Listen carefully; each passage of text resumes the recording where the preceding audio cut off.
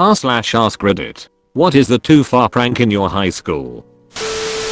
Someone wrote poo on the wall using poo. So the senior class 2 years ahead of me forked the lawn in front of the school. A classic, right? Well, they took it a bit further. Instead of buying plastic forks in bulk, the seniors, for their whole school year, methodically pocketed the metal silverware from lunch and breakfast. Not every piece every time, but just enough that the lunch staff would think it was accidental loss. We have a small class size, so kids would bust their own trays by dumping the scraps into big trash cans, and sometimes people would forget to take their silverware off first, and they'd get lost. We had regular announcements at lunch reminding us to make sure we didn't throw away the utensils. So in this massive conspiracy that only they knew about, they collected hundreds of metal utensils. The night before their last day of classes, they snuck into the school grounds and methodically stuck hundreds of forks, knives, and spoons into the grass a foot apart each. To make it worse, one of the two custodians had recently been fired, and the remaining custodian was an older guy who was perfectly kind and in an ideal world should have retired sooner.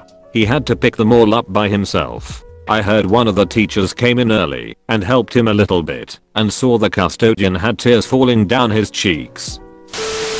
When I was a freshman, there was a tree that was planted when the school was founded. The seniors destroyed it. Everyone was fucking pissed. Something similar happened at my school, except the tree was a baby tree planted in memorial of a teacher that had been killed in a car accident. On a few occasions it was vandalized pretty heavily by whoever trying to pull it out of the ground with a truck. Another time it was basically split right down the middle. I think the school just pulled it up eventually. Wow, that's really ducked. Someone bought multiple bottles of this stuff called liquid ass and absolutely poured like 10 bottles of the stuff in the men's restroom. It was truly the smell of putrid rotting dead elephant shit. It was horrendous. If I smelled a dead body, it would be the second worst thing I've ever smelled. It was that bad. Our poor janitor was assigned to clean it up, and so he walked in and immediately projectile vomited all over the bathroom and quit the job on the spot. We were now out a janitor, and the mess now had a new addition of vomit on top of 10 bottles of liquid ass. It took a while to find a new janitor, so the vomit just sort of sat there for a week, and it was basically a biohazard at that point. A new janitor eventually cleaned the mess in a full bodysuit, but even after bleaching everything we could still smell it for over 6 months. They had to permanently remove the front door to that bathroom.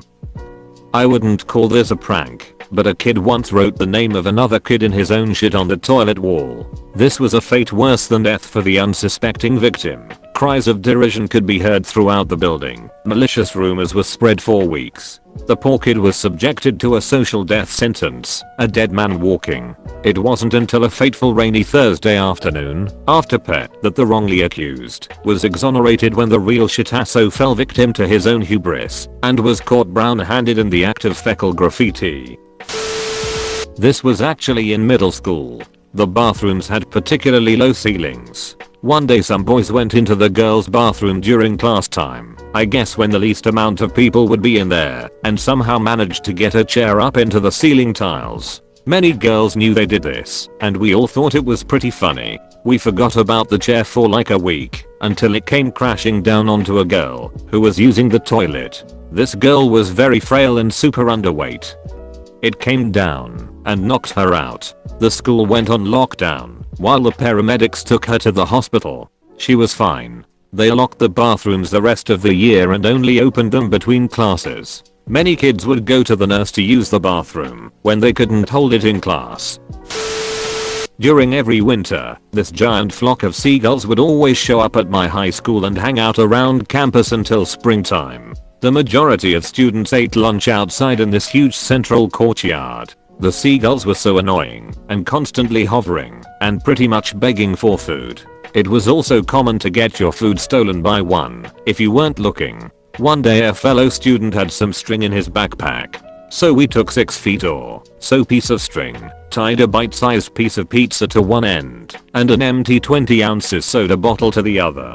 We then proceeded to throw the contraption into a group of seagulls. We never thought they'd fall for it. One seagull swallowed the pizza and started to fly across campus with the string and bottle floating behind him, hanging from his beak. The rest of the seagulls freaked out, and we are flying behind him, as if they were chasing him.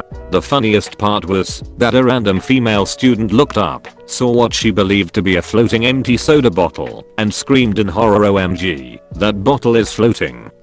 The seagull then vomited up the pizza string contraption and went about his life unharmed. We felt really bad after that and decided not to prank the seagulls anymore. Continued. A few days later, some younger kids, freshmen, tried to mimic our little prank. Except it all went wrong for them. A seagull fell for the bait, but ended up getting caught in a tree. The freshmen then started to panic, fearing they'd be in trouble if caught, and had to boost each other up to free the seagull from the tree. The seagull was fine and flew away, but after that, the pranking of seagulls came to an official end.